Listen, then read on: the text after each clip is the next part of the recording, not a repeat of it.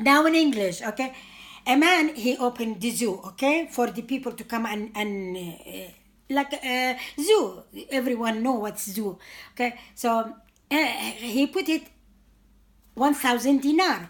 So everyone was passing from it and looking at the price, and they didn't take any notice. So he reduced the price. He put it to 500 dinar.